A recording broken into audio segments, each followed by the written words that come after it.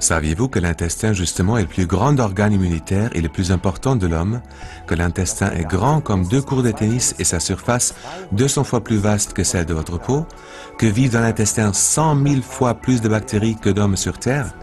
Comme vous le voyez, l'intestin est très important pour le système immunitaire et la santé de l'homme. Mais comment fonctionne-t-il exactement? Des myriades de bactéries colonisent l'intestin. Elles se laissent classer en quelques 400 souches différentes. Les bactéries promotrices de la santé sont les bactéries probiotiques. Les autres, elles rendent malades.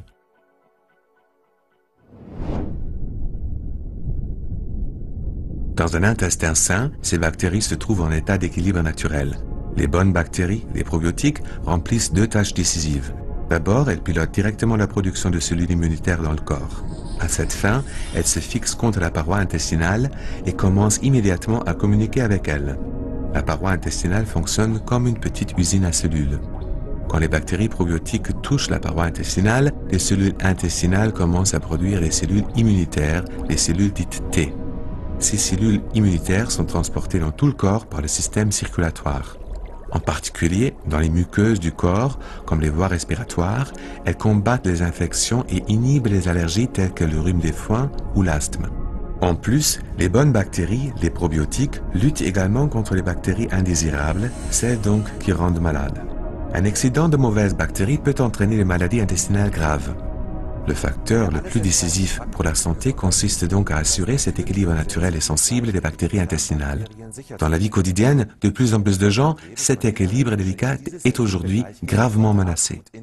Consultons à ce propos un expert, le professeur Robert Clancy, immunologiste australien et spécialiste en probiotiques. Professeur Clancy, pourquoi est-ce que nos bactéries intestinales perdent l'équilibre et comment est-ce que cela nous rend malades? Ce déséquilibre est dû à notre style de vie moderne. Par exemple, à une hygiène exagérée dans l'enfance, mais aussi au stress, au fait de fumer et à la consommation d'alcool. En plus, les antibiotiques et une prédisposition générale aux allergies peuvent renforcer ce déséquilibre. Cela empêche le système immunitaire de se développer correctement, fait qui augmente le risque d'infection, en particulier dans la zone des voies respiratoires et l'intestin. Nous contractons alors plus vite des allergies, le rhume des foins ou de l'asthme.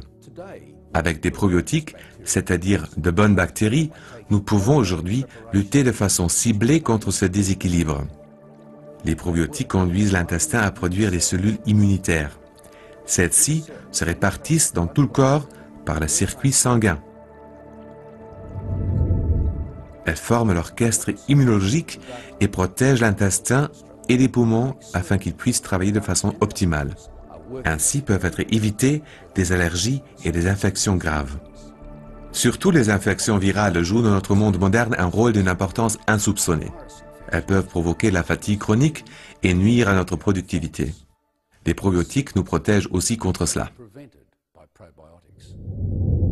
Une flore intestinale équilibrée est donc une condition préalable importante à notre santé, mais qui aujourd'hui fait défaut à beaucoup de gens.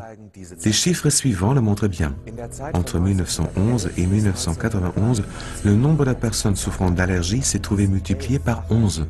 Aujourd'hui, rien qu'en Allemagne, un adulte sur 4 ou 5 souffre d'une allergie, soit 20 millions de personnes.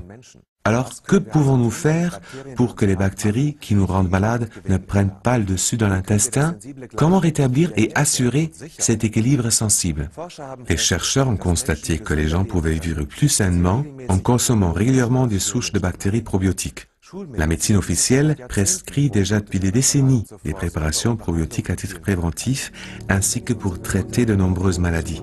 Si nous voulons soutenir notre santé avec des produits probiotiques, ceux-ci doivent toutefois remplir quelques conditions préalables importantes. Pour influencer positivement la flore intestinale, un produit probiotique doit contenir un nombre suffisant de bactéries.